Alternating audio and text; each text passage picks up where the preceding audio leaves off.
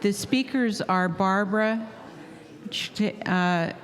Barbara can correct me after she gets up here. Wáan Searls, Maxine Richert, and Reverend Dr. Charles Ensminger. And they're going to talk about the process of acknowledgement, apology, and reparations for the racist closure of the Native Church as a model. So how many of you remember Dr. Walter Soboleff? Almost everybody. So I met him when he was quite elderly, and I didn't really know his personal background. He was the minister of Memorial Presbyterian Church, which was situated where the fire hall is in Juneau now, down by the federal building. And that area it was on the edge of the Indian village, and his church was really the heart and soul of the Indian village. And the Presbyterian Church, the Northern Light, what is now the Northern Light United Church, K'nai was started, it was downtown, and then it moved over, and they said, we want to build a church within 3 blocks of the Memorial Presbyterian Church. And they finagled their way to get the money for the Memorial Presbyterian Church shut off at the same time that they got money to build their new church. And what we're going to find out about today is more about that, and then about the reparations. There was a phenomenal apology and reparations that was given by 3 levels of the Presbyterian Church. And so I think we might have a video that we're going to start with. And then we'll have some speakers. On Sunday, October 8th, 2023, at K'nai Northern Light United Church in Juneau, Alaska, a service of worship took place that was unlike any other held at K'nai Northern Light United Church, and, very likely, at any Protestant church across the United States. The service was also a culmination of years of work, research, and a heartfelt desire on behalf of the congregation to repent, atone, and work towards repairing a deep wound in its history. That wound was the closure of Memorial Presbyterian Church, a native church whose pastor, Reverend Dr. Walter Soboleff, was unceremoniously ousted as well. It would take decades before any wrongdoings were publicly acknowledged. With groundbreaking work from pastors Phil Campbell and Faith McClellan in consultation with the presbytery, a process called overture was undertaken by the then Northern Light United Church. From that work, Northern Light United Church resolved to rename the church to include a Tlingit name and an English name to honor the Alaska Native people on whose traditional lands the church stands, and, among many other items, to make a promise to request and provide financial support for the city and borough of Juneau to install an acknowledgement at the historic site of Memorial Presbyterian Church. From that resolution, Northern Light United Church became K'nai Northern Light United Church, with the Tlingit name meaning House of Healing. Once the overture was approved by the Presbyterian Church USA in June of 2022, the Healing Task Force from K'nai Northern Light United Church began the final push towards an official apology from the presbytery to take place on October 7th through 9th, 2023. After 60 years from the initial closure of Memorial Presbyterian Church, 3 days of unprecedented events took place to begin the process of education, repentance, and reparations. The first event was to be held on Saturday, October 7th. Crowds gathered at the Juneau Fire Hall, the former location of Memorial Presbyterian Church, where a permanent memorial marker in honor of Memorial Presbyterian Church outside of the fire hall would be placed.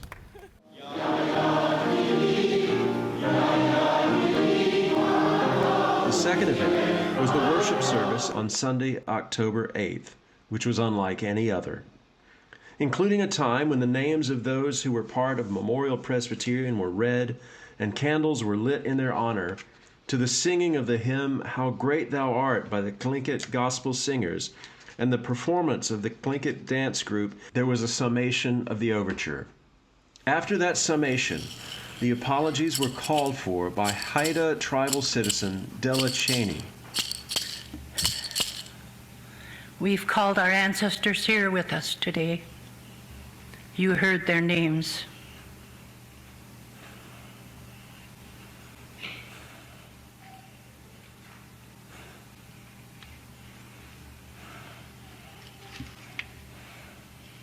Hi.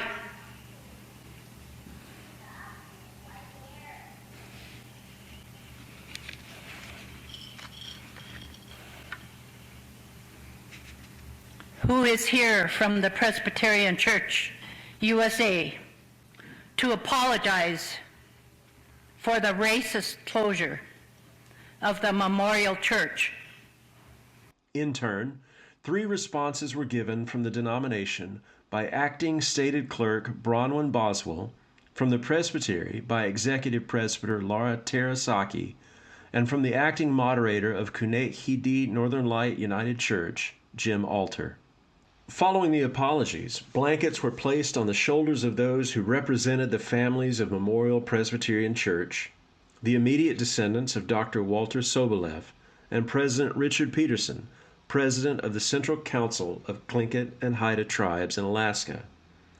When the blankets were placed, 3 responses to the apologies were made. The first came from the Sobolev family, offered by Walter's son Sasha, who, in his remarks, said, "So on behalf of the family, on behalf of my sister, my brother, and my younger brother deceased, and all of you close relations, it took us 50-some years to get here. Remember that." The second was from a representative for the families of Memorial Presbyterian, offered by Maxine Richert, with the final response from the Tlingit and Haida community, offered by President Richard Peterson. The power of this event cannot be overstated, and likewise, it's hard to describe.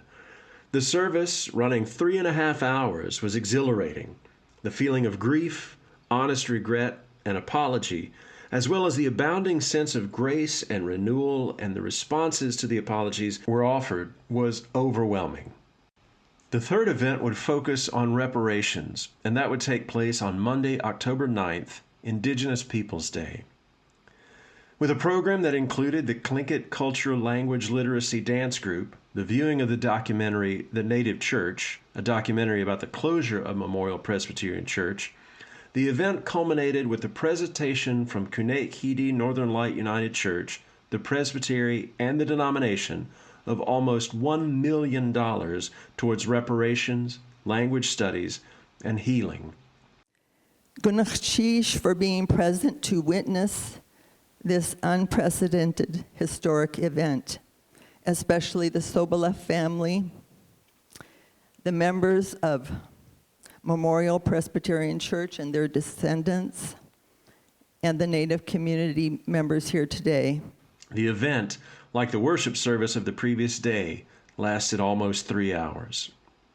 This was not the end of the narrative, though, but these events were the culmination of many, many hours of work and commitment to create a weekend of events unlike any other. In April of 2024, Kunek-Hidi Northern Light United Church presented the Central Council of Tlingit and Haida Indian Tribes of Alaska $100,000 to help support and uplift healing programs within the Community and Behavioral Services Healing Center. These funds are a part of the $1 million commitment in reparations from the congregation and the denomination. The hope of the people of Kunek-Hidi Northern Light United Church is that this kind of thing continues to happen in the name of justice, healing, and in the name of Jesus the Christ.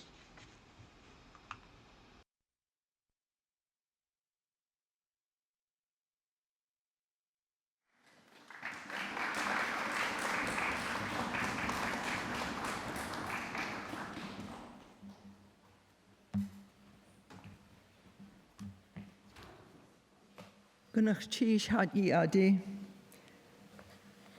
Teishtushlan kabarba Searls, Yuchat duasak, Kagwantan ayachat. Ach ishas gleka, ach kla du ish ganachtedi, ach kla du klilkuhas, kiksadi.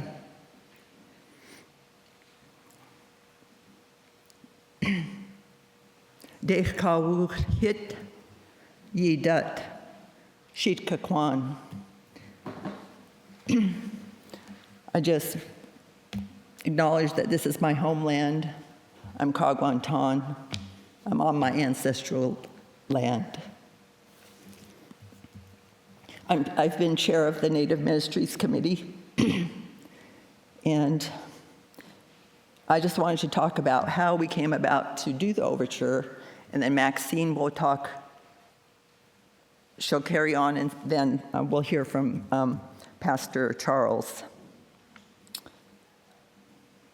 But first of all, I wanted to have anyone stand who worked on providing images, videos, written word for the overture, who worked on a committee at the church, or who helped plan the events for the apology, because there's a lot of you here in the room. I just wanted people to know how many people worked on this.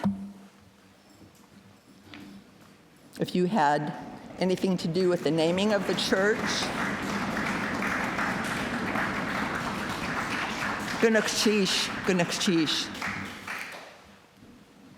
In 1962, Memorial Presbyterian Church closed. Then for decades, there was silence.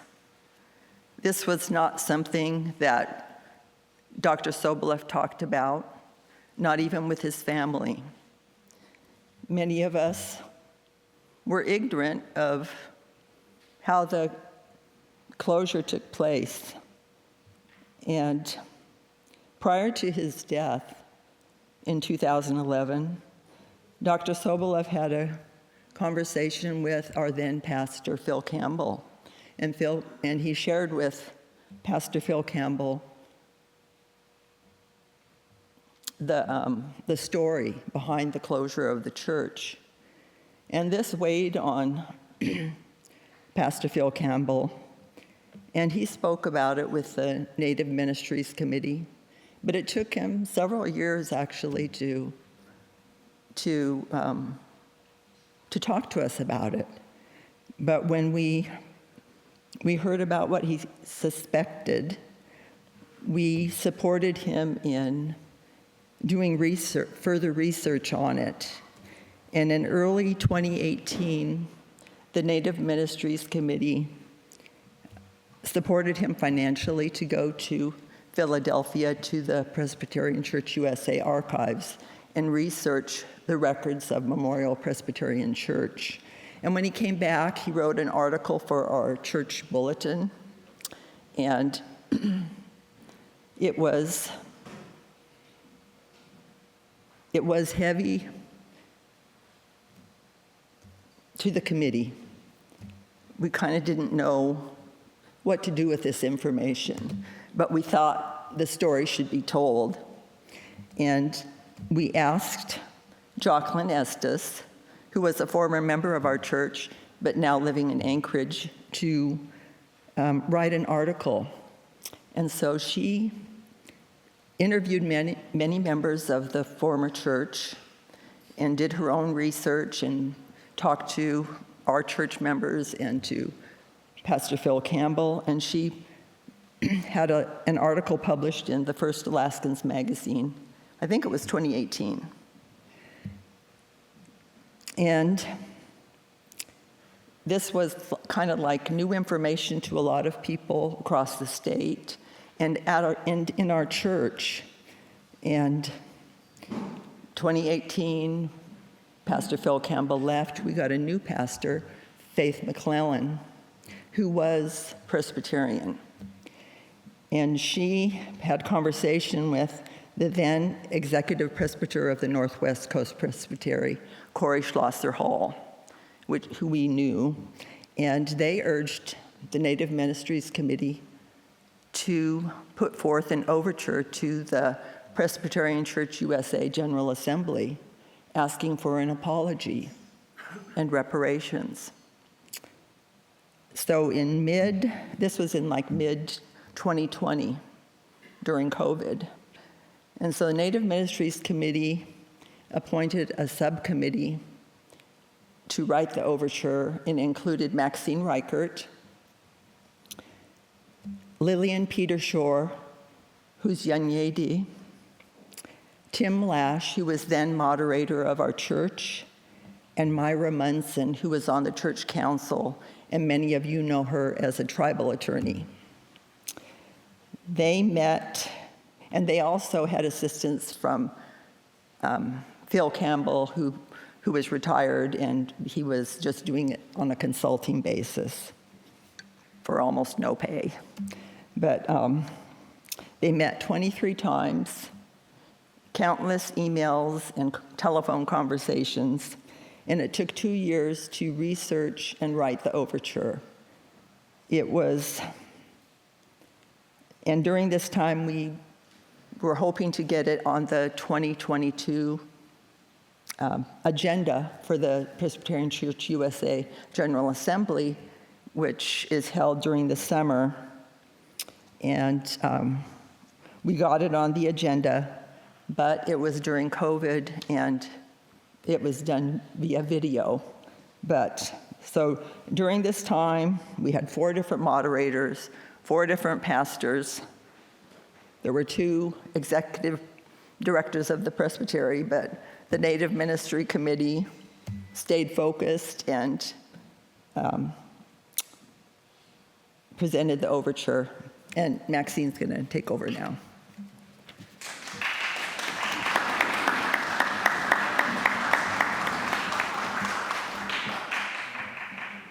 Good morning. My name is Maxine Richert. I was born in Juneau, Alaska, to Thomas Paddock, a Tlingit and European man who was born in Moonshine Bay, and to Constance Harper Paddock, an Athabascan Irish gal born in a fish camp near Nenana, Alaska. And she's related to Emil Noddy, was related. I am Dexloetti, killer whale, eagle.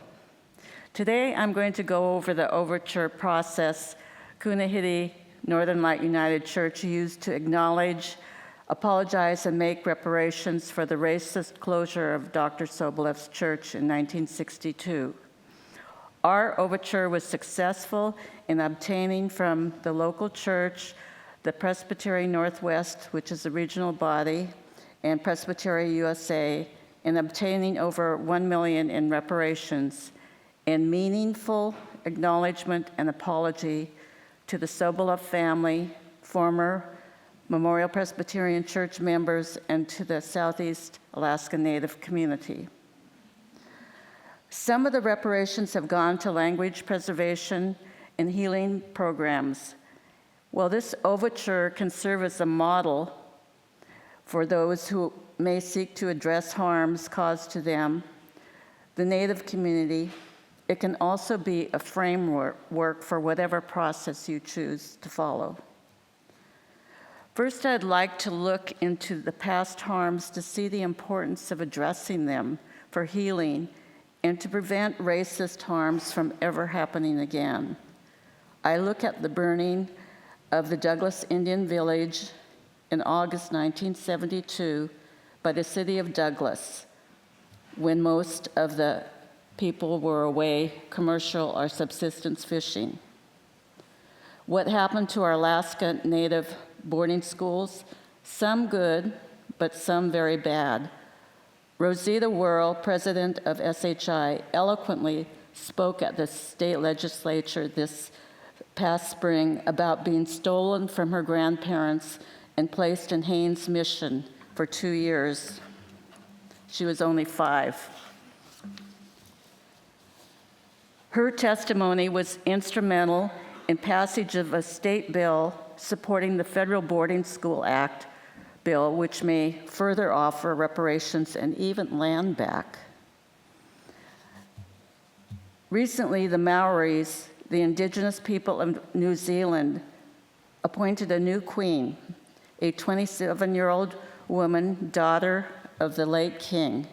She holds a master's degree in Takanga, societal lore of Maori, and has served on a number of boards charged with revitalizing the Maori language. And some of you who attended SHI celebration in 2006 may remember the Maoris performing their dramatic and moving traditional dances. The new Queen's appointment comes at a time when New Zealand is struggling with racial relations. New Zealand's center-right coalition, which took office last year, has started undoing policies of previous governments, particularly those promoting the official use of the Maori language, the enhancement of Indigenous living standards and rights, and efforts to repair some of the wrongs undertaken during colonization. Here in Southeast Alaska and the rest of Alaska, we need to be vigilant in our efforts to preserve and promote our languages and culture and not let what is happening in New Zealand happen in Alaska. So let's look briefly at the overture process, which the Presbytery USA stated that the overture should be used as a model for others seeking to repair similar historical harm. Simply put, an overture is a formal written proposal sent to an assembly. In our case, the circumstances of the closure of Reverend Dr. Sobolev's Memorial Presbyterian Church indicated it was unjust and undeserved in nature. So the Native Ministries Committee of Northern Light United Church appealed to its church council, which is our ruling group, who directed a subcommittee of individual church members to write a formal overture seeking acknowledgement, apology, and reparations, which would go before the local congregation, the regional presbytery, and the USA Presbytery. And Barbara stated who was on the subcommittee, and that we met 23 Zoom meetings in 2021. And actually, this was during COVID, and it kind of preserved my sanity to be so involved. Research of church records found evidence that Memorial Presbyterian Church had more marriages, baptisms, new members, and Dr. Sobolev had recently ordered 14 new pews. And this is more marriages, baptisms than the white Presbyterian Church in Juneau. Then he was informed that the Memorial Presbyterian Church would no longer be supported by the Presbytery USA and would be closed. At the same time, they issued a loan of $250,000 to the white Presbyterian Church to build a new church a block from the Sobolev manse.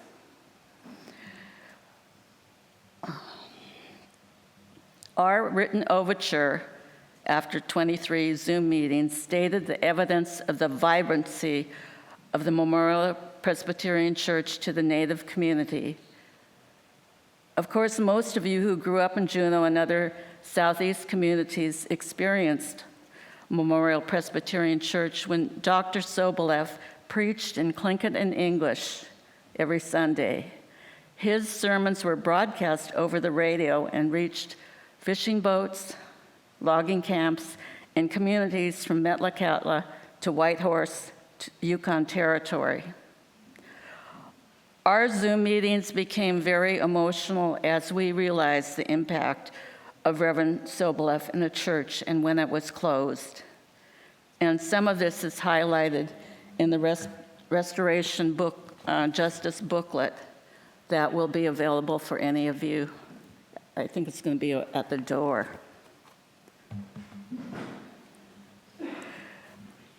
When we presented the completed overture to our local congregation, it was approved 99-1.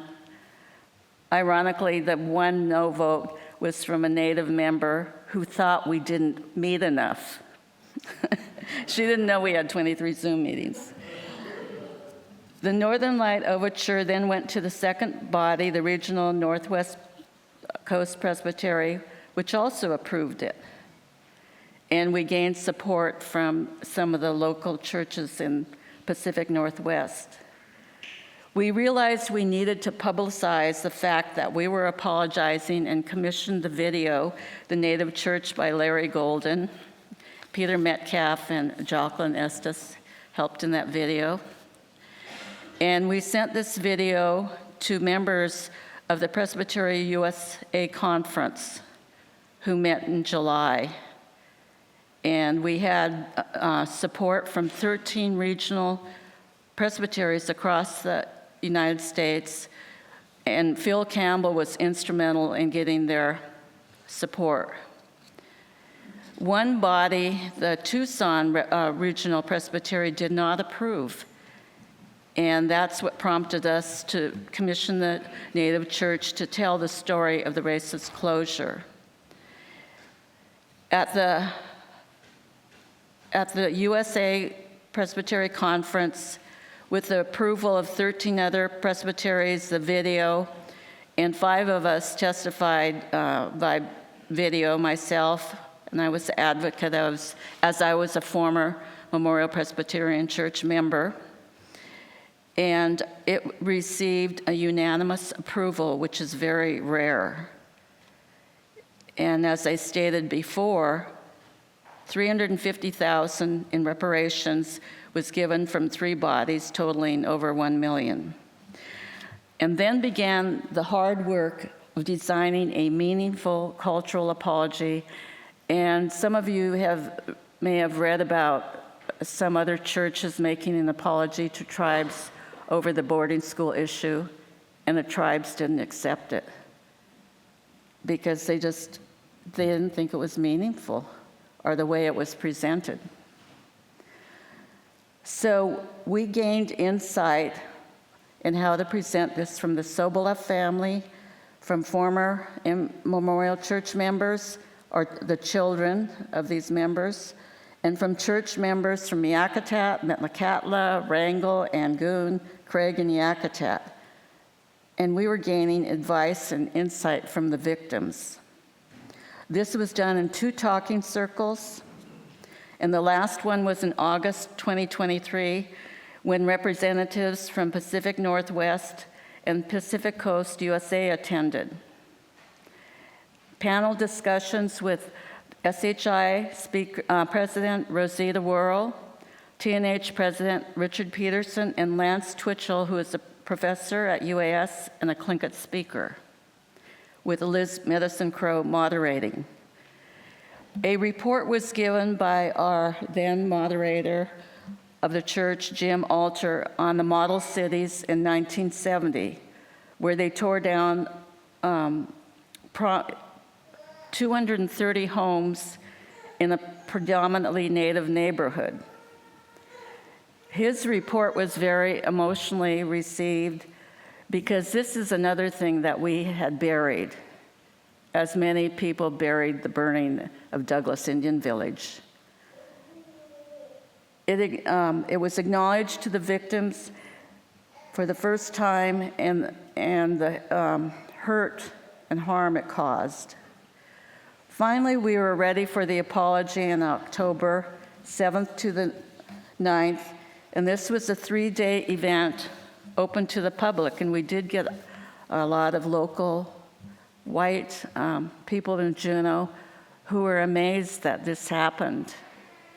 And they came up and stated it to us that they were sorry that this happened. And Jim Alter, who was the current church moderator during the apology, offered these thoughts on why our overture process was effective in apologizing for the unjust and undeserved closure of Memorial Presbyterian Church.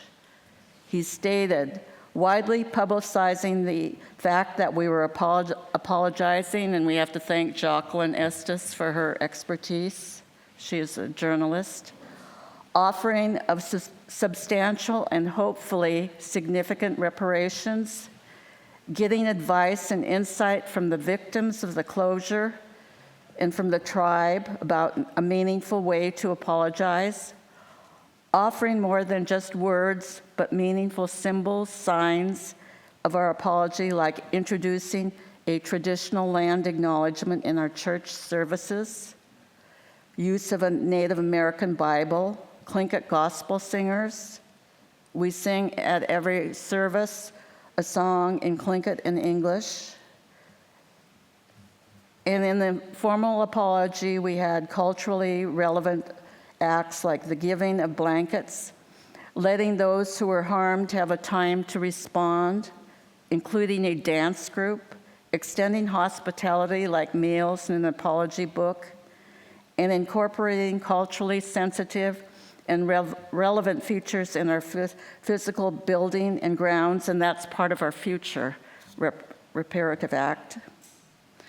And then in the 3-day apology, the first event was the dedication of the sign at the Juneau Fire Department, the former site of the Memorial Presbyterian Church. And you can see in that video that it was a typical October rainy, windy day. On Sunday, at our traditional church services, we held the apologies, and the church was full of former Memorial Presbyterian members or their children, our own church members, representatives from Pacific Northwest and PCUSA, and local non-Native people who were not members of our church but attended.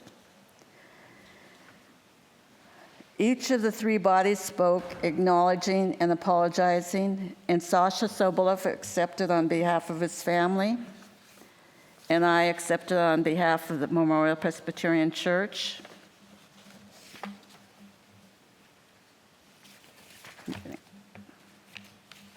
Excuse me a minute.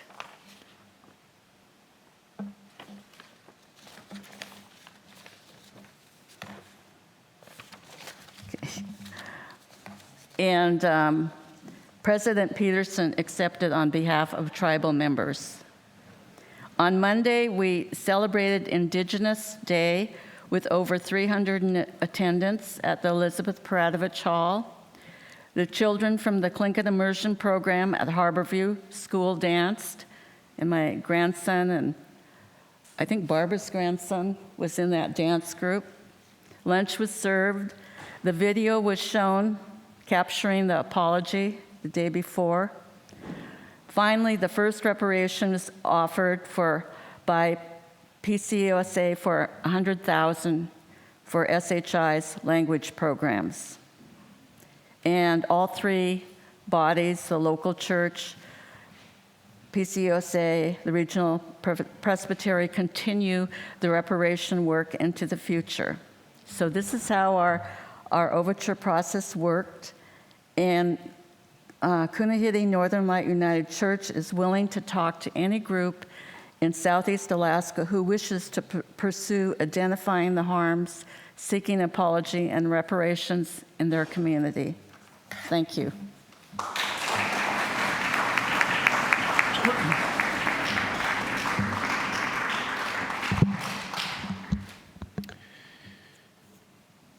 I'm Charles Ensminger. I'm the pastor at Kunahiti Northern Light United Church. I arrived a month before these events began. It was overwhelming to be a part of that, and I will explain some of that in just a minute. But from what took place, the overture as a model is, I think, not just something that the Presbyterian Church can look at, but all churches can look at as a recognition that to truly apologize requires a full understanding of what has happened. And when you begin to delve into what has happened, you begin to realize that the work that will be required for an apology of this nature takes time, it takes honesty, and it takes work. If you decided today that you wanted to do this kind of apology tomorrow, you would fail. It has to be over time, and it has to be built on an authentic desire to reach out and be a part of the community, which also means that we have to recognize the people that have been harmed. They have to be in the room when we apologize. So many religious organizations will offer apologies at their conferences where there is no representation for anyone who has been harmed. The apology will be approved, and within 30 minutes of its approval, everyone in the room will have forgotten that it even happened. An apology of this nature takes time, and it takes heart, and it takes hard work, because it is more than just an apology. It's not just putting something down on record to say that it's been done. It is taking a risk of offering an apology to the people in the room who might say no in response. We speak of repentance in the church. We speak of contrition.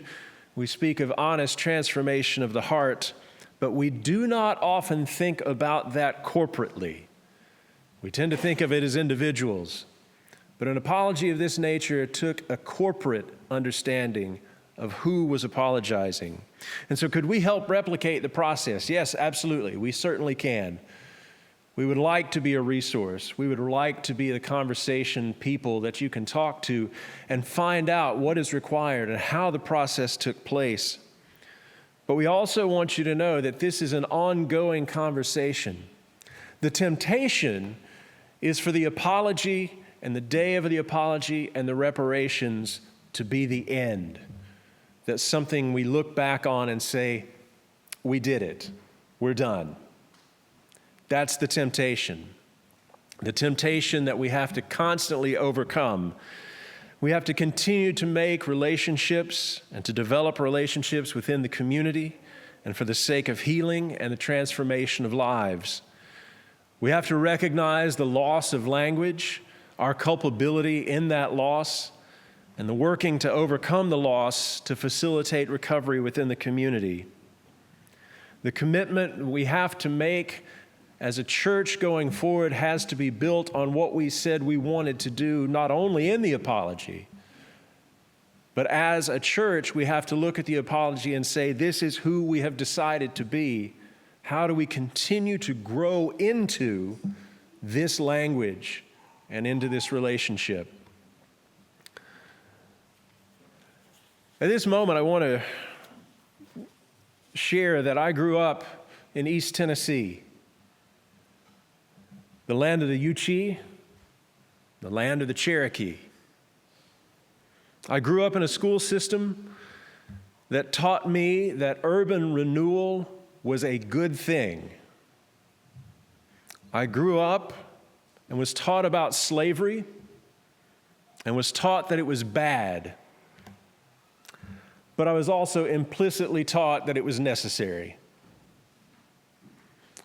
I was taught about the Trail of Tears, but not really. More to the point, I was taught about Native communities, I was taught about Native culture, and I was always taught about it in past tense. When I was in seminary, I was taught about post-colonial thinking and theology. Again, I was taught that colonialism was past tense.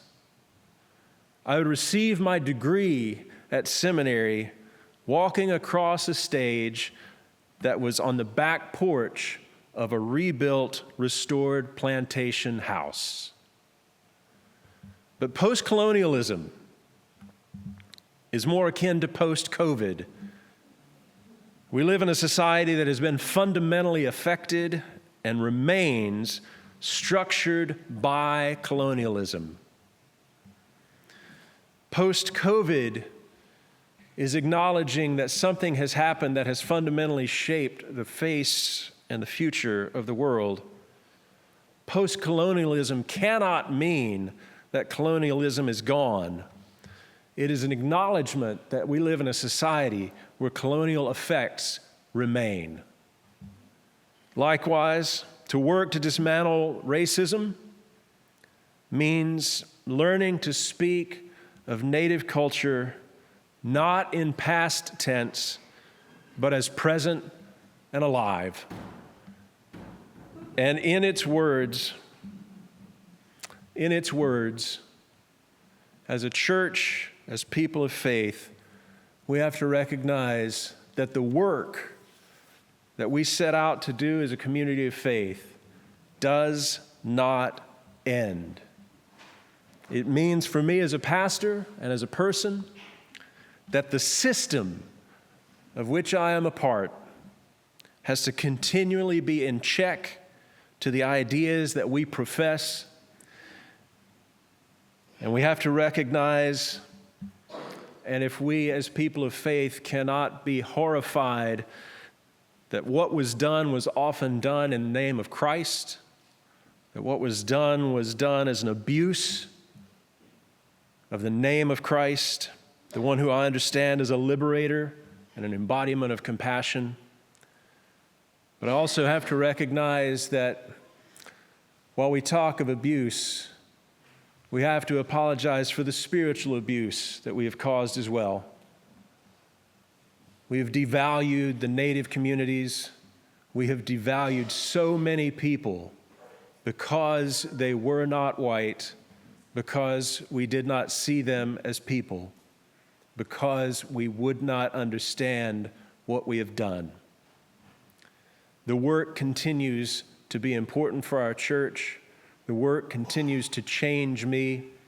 The work has been profound as I begin to understand culpability. And my hope is that as a white man, one of the things that I can share with my colleagues is that we have to stop the language where we say, I didn't do this. I didn't own slaves. I didn't participate in any of these things. And while that's true, we have to acknowledge our system did. Our system perpetuated it.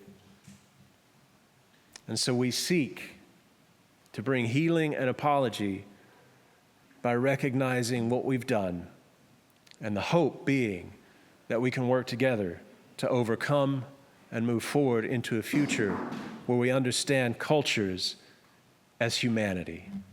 Thank you.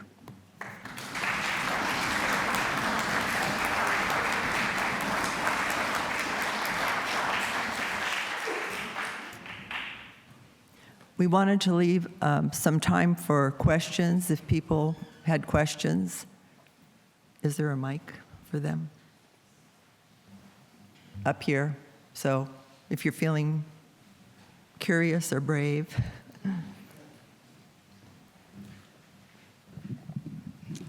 Who has a question? Do you belong to a congregation where this might be helpful?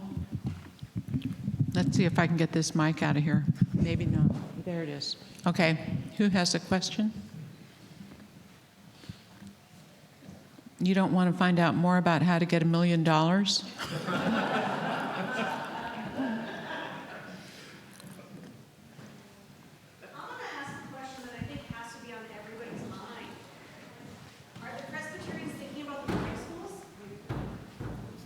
Sorry, could you repeat the question? Are the Presbyterians thinking about hoarding? I'm going to ask the question that I feel like is probably on everyone's mind, and please forgive me if I'm speaking incorrectly or wrong. But are the Presbyterians thinking about the boarding schools? Do you want to? We'll let Pastor Charles answer, even though he's a Methodist.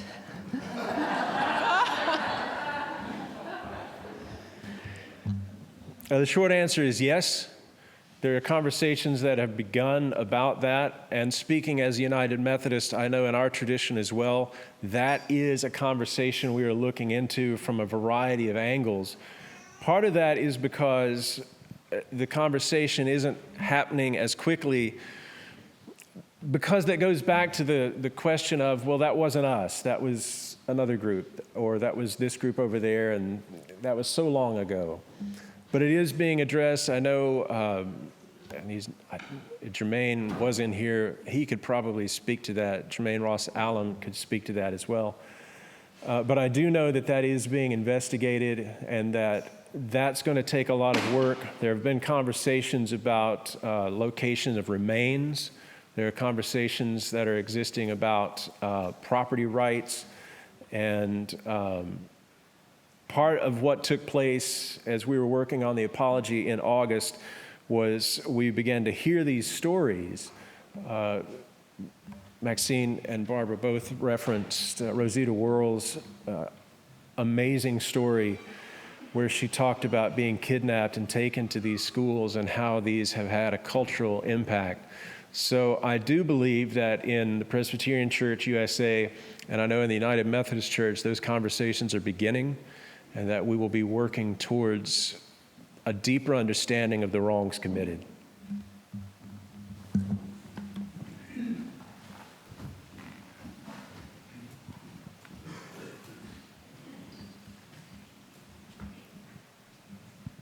This is not so much a question, but a comment. I think that we ought to be, someone has done a lot of studies of Sitka Tlingit history. I just want to caution us not to outright completely condemn Sheldon Jackson School, which was a Presbyterian boarding school. Yes, it did some things that Presbyterian Church shouldn't be proud of, but it also gave a lot of folks very good education. And this is not my idea, this is what the elders told me when I started the research. And if those of you who were here Wednesday night, Harvey Kitka said, "I'm proud of having graduated from this school." I know it's become very fashionable and politically correct to attack every single boarding school in this country, but I just want us to be careful and not to rewrite history because it's politically correct. So I'm not defending Sheldon Jackson, but it did do some good, and many of its teachers were very decent people, and that's what elders who graduate from it, unfortunately, they're no longer around, most of them. That's what they told those of us who studied Sitka history. Thank you, Sergey. So,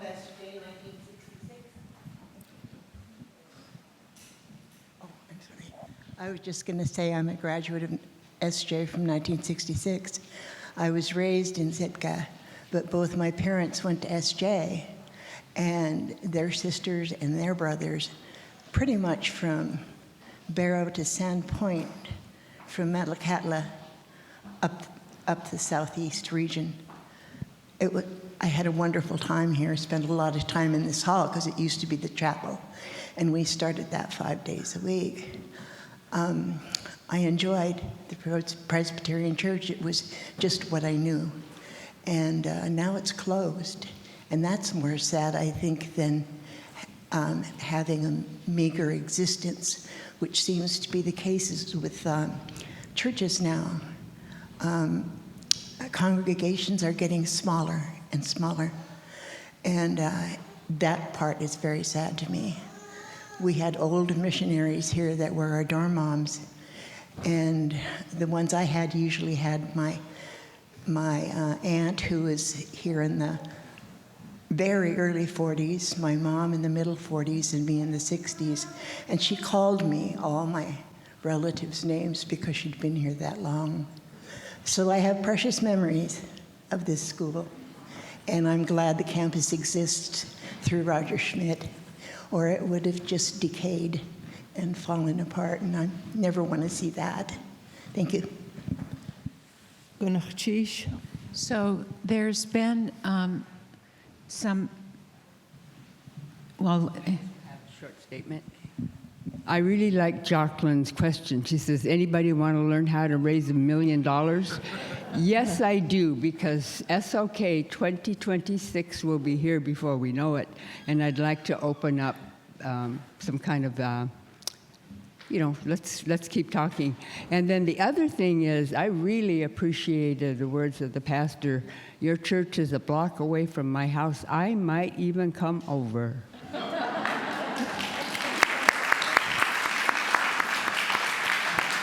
okay, we're just about out of time, but I wondered if you want to talk about land back, because I know that in some, oh, sorry.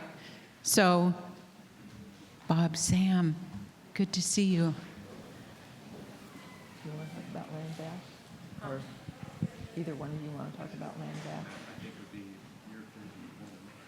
You could just say there's going to be... I'm really glad that I stepped in here. You have to excuse me. There are a lot of people who really have success in boarding schools and going to school and really survived. Here at Sheldon Jackson, behind this building, there is an orphan cemetery where Sheldon Jackson and Pratt and John Brady brought orphans from all across Alaska, and they used this campus as a staging ground to send students to Carlisle. And yes, a lot of people survived, but there are over 180,000 Alaska Natives who died outside of Alaska during territorial times. They were relocated, taken away, and never brought back. Pennsylvania is known for when students went to Pennsylvania, they were farmed out to the community and they were never seen again. There are 180,000 Alaska Native people who died during territorial times outside of Alaska. How can we bring them home? How can we find them? Morningside.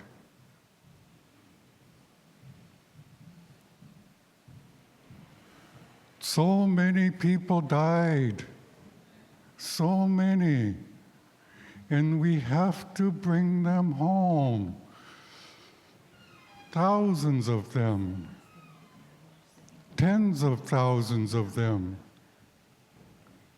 And I'm not even talking about the young ones.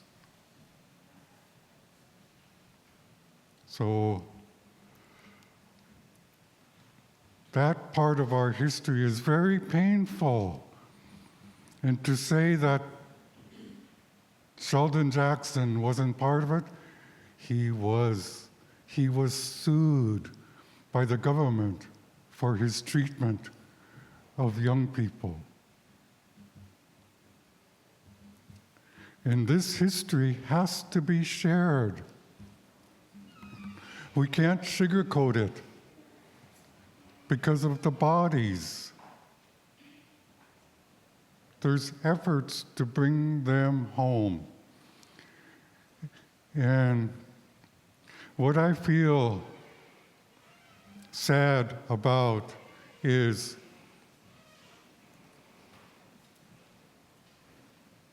they're forgotten, and that there's no effort to even discuss them. Gunachish, Bob, I'd like to give Maxine time to respond to your comments. Yes, let's bring the bodies home.